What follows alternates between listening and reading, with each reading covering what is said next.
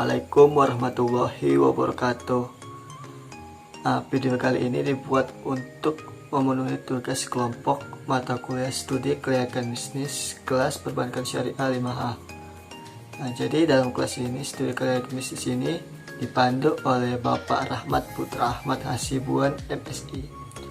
Di sini kami dari kelompok 10 akan mempresentasikan hasil diskusi kami mengenai aspek keuangan pada studi kelayakan bisnis. Di sini ada 4 pemateri. Yang pertama itu ada saya sendiri pemateri pertama, yaitu Muhammad Ali Setiawan. Yang kedua ada pemateri Rizka Suryani Tanjung. Yang ketiga ada Sudarman Syah. Yang keempat ada Rio Wijaya Siregar. Langsung saja kita masuk ke pemateri pertama saya sendiri. Nah, di sini saya akan menjelaskan apa itu aspek ekonomi dalam studi kelayakan bisnis dan modal-modal usaha dalam bisnis. Jadi aspek ekonomi dalam bisnis itu sangat penting diteliti untuk menilai apakah bisnis tersebut layak atau tidak. Dengan meneliti aspek ekonomi ini kita dapat melihat bagaimana situasi dan kondisi dari keuangan pada perusahaan tersebut. Apakah sedang menurun atau sedang naik. Jadi modal-modal usaha dalam studi kelayakan bisnis itu terbagi menjadi dua ya. Yang pertama itu ada modal pinjaman atau modal asing. Nah, jadi modal pinjaman atau modal asing itu adalah modal yang diperoleh melalui pinjaman atau di luar dari kepemilikan usaha tersebut. Jadi modal pinjaman itu memiliki beberapa keuntungan. Yang pertama itu keuntungannya itu jumlahnya itu tidak terbatas. Jadi selama kita sanggup untuk membayar jumlah pinjaman tersebut, kita bebas memperoleh dana berapapun. Jadi modal pinjaman itu diperoleh melalui 3 cara. Yang pertama melalui bank, yang kedua melalui lembaga keuangan. Contohnya itu modal Ventura. Yang ketiga itu melalui lembaga keuangan non-bank. Sedangkan modal usaha yang kedua itu berdasarkan kepemilikan sendiri atau modal sendiri. Jadi modal sendiri itu adalah modal yang diperoleh melalui kepemilikan dari si pemilik usaha tersendiri. Jadi keuntungan dari modal kepemilikan sendiri, si pemilik modal dapat menerka-nerka seberapa besar usaha yang akan dijalankannya, dan si pemilik modal itu nggak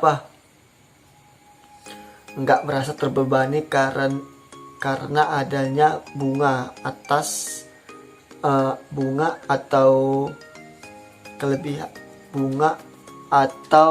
kelebihan yang akan dibayar karena pinjaman.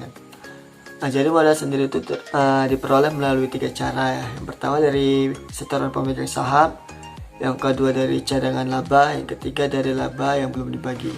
Mungkin sekian materi yang dapat saya sampaikan. Selanjutnya akan dilanjutkan oleh pemateri kedua yaitu saya Rizka Suryani Tanjung sebagai pemateri kedua. Saya akan melanjutkan materi dari pemateri pertama. B. Biaya kebutuhan investasi. Investasi adalah penanaman modal dalam suatu kegiatan yang memiliki jangka waktu relatif panjang dalam berbagai bidang usaha. Komponen yang terkandung dalam biaya kebutuhan investasi biasanya disesuaikan dengan jenis usaha yang dijalankan. Secara garis besar, biaya kebutuhan investasi meliputi yang pertama, biaya pra-investasi yang terdiri dari biaya pembuatan studi, biaya pengurusan izin-izin. Yang kedua, biaya pembelian aktiva tetap yang seperti aktiva tetap berwujud. Contohnya seperti tanah, mesin, bangunan, peralatan, inventaris kantor, dan aktiva berwujud lainnya. Lalu aktiva tetap tidak berwujud. Contohnya seperti goodwill, hak cipta, lisensi, dan merek dagang. Yang ketiga, biaya operasional yang terdiri dari upah dan gaji karyawan, biaya listrik, biaya telepon dan air, biaya pemeliharaan, biaya pajak, premi asuransi, biaya pemasaran, dan lain-lain. C. Arus kas atau cash flow. Cash flow merupakan arus kas atau aliran kas yang ada di perusahaan dalam suatu periode tertentu. Cash flow menggambarkan beberapa uang yang masuk ke perusahaan dan jenis-jenis pemasukan tersebut. Cash flow juga menggambarkan beberapa uang yang keluar serta jenis-jenis pengeluaran yang dikeluarkan. Laporan perubahan kas atau cash flow statement disusun menunjukkan perubahan kas selama suatu periode tertentu serta memberikan alasan mengenai perubahan kas tersebut dengan menunjukkan dari mana sumber-sumber kas dan penggunaan-penggunaannya. Jenis-jenis cash flow yang dikaitkan dengan suatu usaha terdiri dari: pertama, initial cash flow atau yang lebih dikenal dengan kas awal yang merupakan pengeluaran pada awal periode untuk investasi. Yang kedua, operational cash flow merupakan kas yang diterima atau yang dikeluarkan pada saat operasi usaha.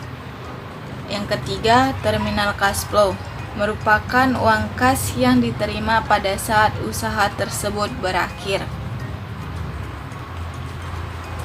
Pentingnya kas akhir bagi investor jika dibandingkan dengan laba yang diterima perusahaan dikarenakan: yang pertama, kas diperlukan untuk memenuhi kebutuhan uang tunai sehari-hari. Yang kedua, kas digunakan untuk membayar semua kewajiban yang jatuh tempo.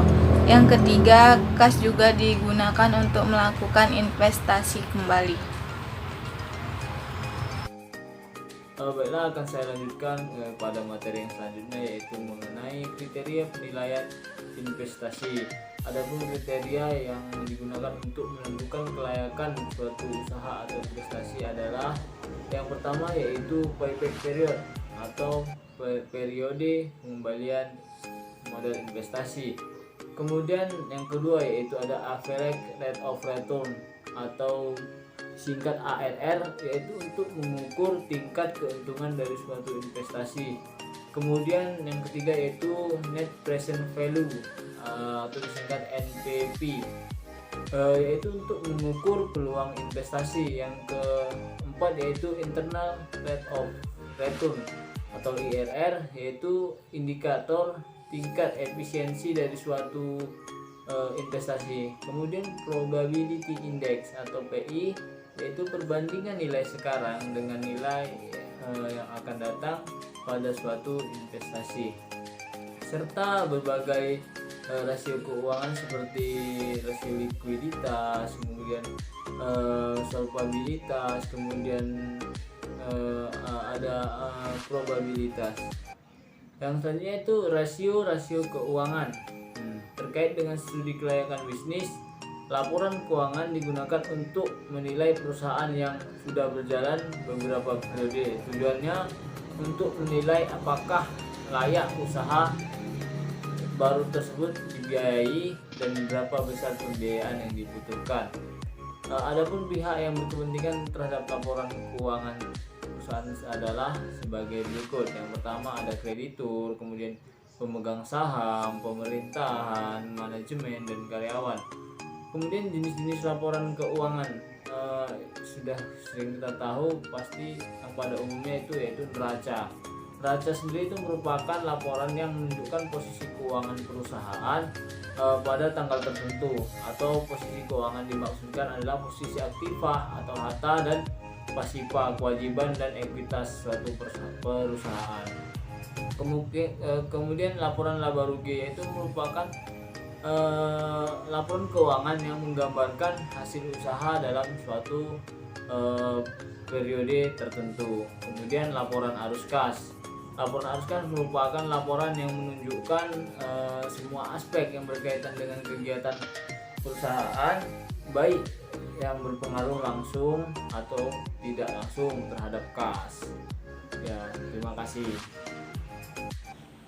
Assalamualaikum warahmatullahi wabarakatuh. Saya Rio Wijaya Sregar sebagai pemateri 4 akan menjelaskan proyeksi neraca dan laporan laba.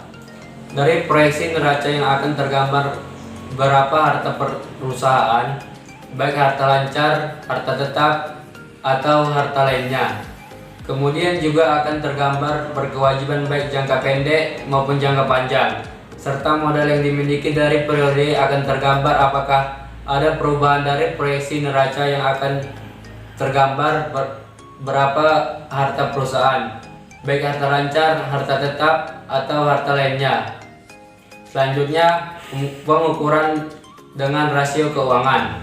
Kriteria untuk menentukan apakah posisi keuangan suatu perusahaan sehat atau tidak dapat diklasifikasikan menjadi 4 macam rasio keuangan, yaitu 1.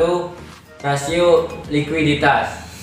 Rasio likuiditas adalah suatu rasio keuangan yang menunjukkan kemampuan perusahaan dalam memenuhi kewajiban-kewajiban jangka pendeknya.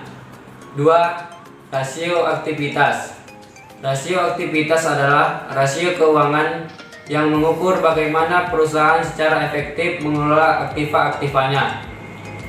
Rasio ini digunakan untuk melihat seberapa besar tingkat aktiva tertentu yang dimiliki perusahaan. 3. Rasio leverage atau rasio solvabilitas. Rasio solvabilitas adalah rasio keuangan yang digunakan untuk mengukur hingga sejauh mana aktivitas operasional perusahaan dibiayai oleh hutang. Yang keempat, rasio profitabilitas. Rasio profitabilitas mengukur seberapa besar kemampuan perusahaan dalam menghasilkan keuntungan. Mungkin hanya ini yang dapat saya sampaikan. Lebih dan kurang saya mohon maaf. Saya kembalikan kepada moderator. Mungkin sekian dulu video presentasi dari kelompok 10 mengenai aspek keuangan pada studi kelayakan bisnis. Lebih kurang kami mohon maaf atas perhatiannya. Kami ucapkan terima kasih. Assalamualaikum warahmatullahi wabarakatuh.